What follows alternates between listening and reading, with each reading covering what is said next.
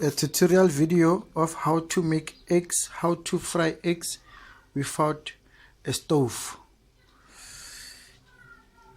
Pour some oil, just a little bit.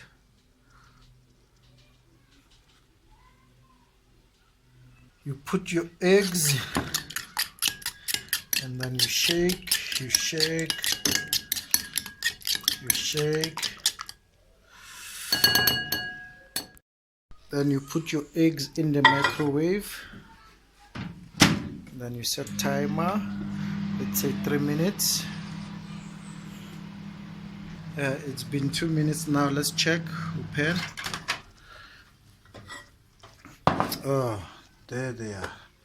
Then you shake or you turn. Then you turn back. Ha! We wait.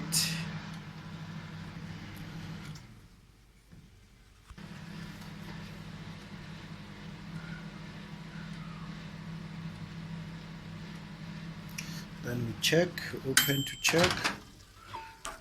Aha! Amazing, delicious. Then that's how you make eggs without a stove.